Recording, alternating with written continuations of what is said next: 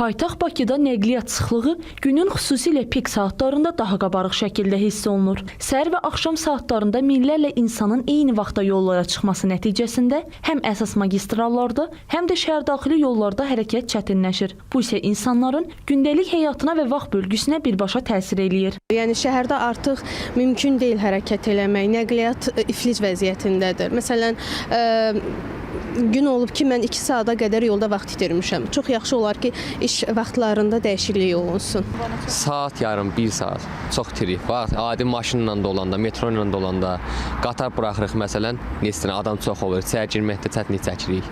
Yollar da yenə elə, yollar da çox tıxac olur. İş vaxtı məsələn axşam 6, 7, 8 tərəflərində çox olur tıxac. Hər gün yollarda çox vaxtımız gedir, yəni tıxac olur və yoldakı tıxaclara görə iş çıxış saatlarını, yəni dəyişiklik olsun, bizlər də fikirləşsinlər. Sakinlərin sözlərindən də aydın olur ki, işə gediş-gəliş saatlarında yollarda müşahidə olunan sıxlıq ciddi narahatlıq yaradır. Bəzi hallarda qısa məsafələri qət etmək üçün belə uzun müddət gözləmək lazım gəlir. Bu səbəbdən mütəxəssislər nəqliyyat axınının düzgün tənzimlənməsinin vacibliyini vurğulayırlar. Həm sürüşkən iş qrafikinin tətbiq olunması, həm bəlli iş saatında, məsəl üçün tutaq ki, saat 10-15 arasında bütün işçilərin iş yerində olması tələb kimi qoyulur. Beynəlxalq praktikada tətbiq olunan hallardan biri də pik saatlarda gediş haqqlarının fərqləndirilməsidir.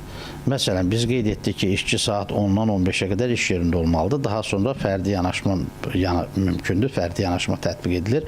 Pik saatlarda gediş haqqının baha olması, daha yüksək olması daha fərqli saatda nəqliyyatdan istifadə etməyə təşviq edir.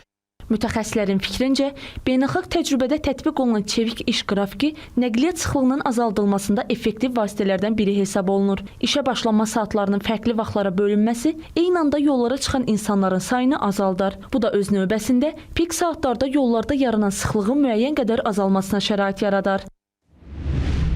Bizdə də bu düzgün şəkildə qeyd olunarsa, düzgün şəkildə biz bu platformadan istifadə edə biləriksə, niyə də olmasın? Xüsusən elə bir təşkilatlar mı, elə özəl sahələr var ki, iş qrafiklərini dəyişmək olar və yaxud ictimai bir, necə deyirlər, və kütləvi hərəkətliliyi dəyişə biləcək dövlət təşkilatlarının vaxtını, zamanını dəyişmək olar, işə gediş-gəlişini dəyişmək olar.